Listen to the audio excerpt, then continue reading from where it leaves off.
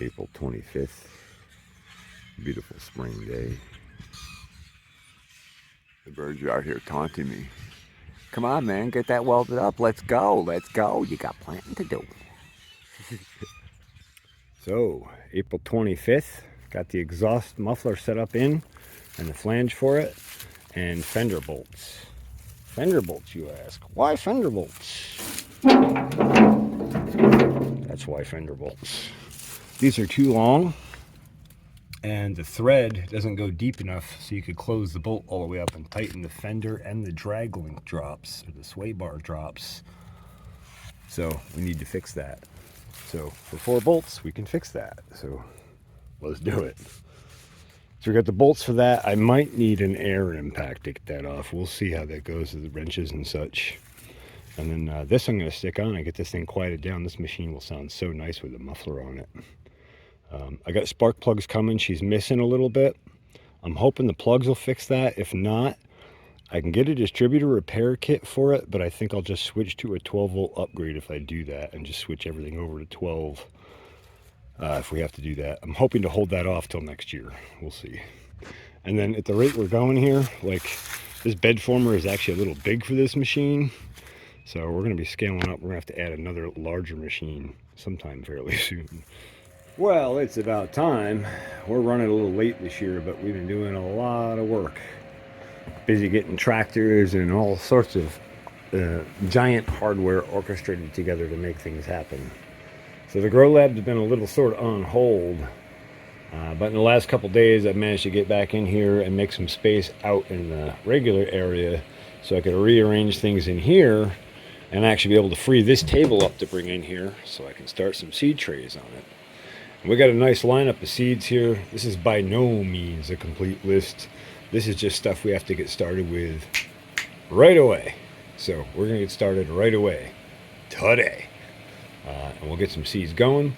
And then I'm probably going to see about picking another one of these up, because I almost need another one for spacing here. I really like this height and the white gives you a really nice deck height for seed starts. And then we can keep our power low here up on the old Spectrum X. See, I'm running down at 40% right now. We're only pushing 400 watts, which is nice. So I'm going to see about sliding another table in here. And I might switch this around. The citrus trees, we got 2 more cold nights ahead, and then we should be getting out of frost range for the most part. So I think we're going to put the citrus trees outside. The fig tree I'm going to do propagation on, and then that'll go out. I picked up a 50-pound bag of sand for that, or 80-pound, I don't know what it is. They're heavy. But so we're going to propagate these with a bunch of cuttings. Just had a fresh fig this morning. That was nice. And then this will go out. The root bases of that'll go outside. And then I think tarragon will be able to go out after the frost, last cold snap.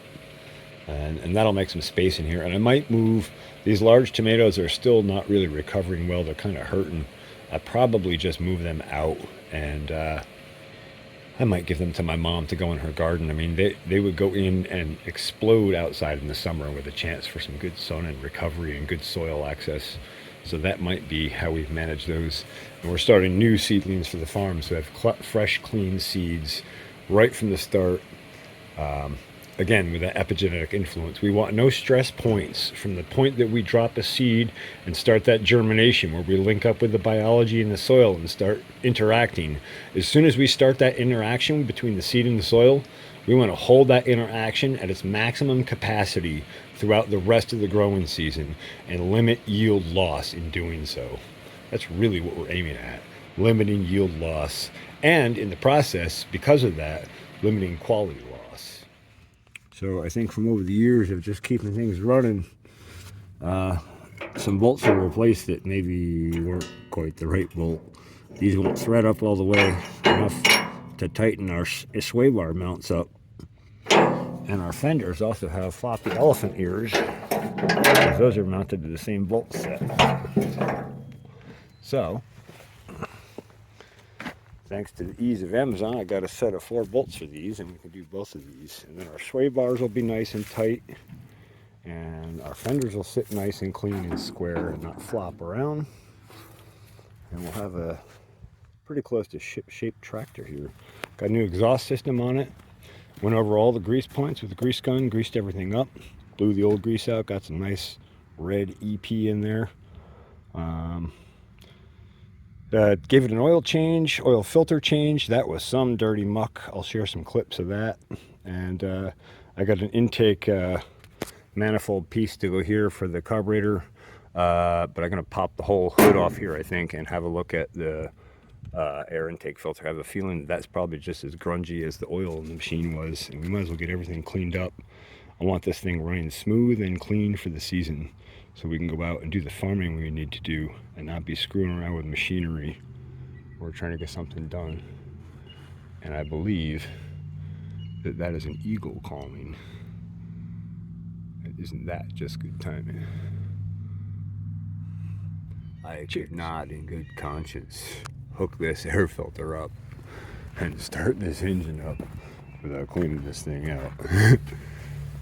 Just getting the air intake set back up here. Got some tubing to patch that, but I was looking at this going, I bet that hasn't been cleaned in as long as the rest of the engine. So I figured I'd pull it off. It's only 2 nuts, so that's nice and easy. I'm gonna pop this apart and clean it up good. I suspect this is oil bath, but I'm not sure. Haven't had it apart yet and didn't look it up. Well, I think it was oil bath. It's now dry bath.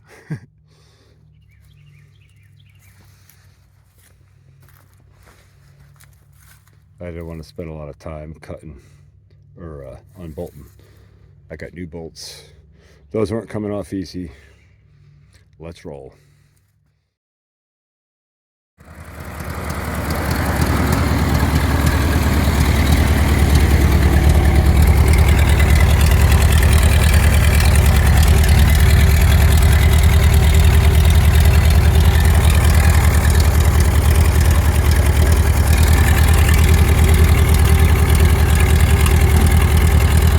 That's a little better, huh?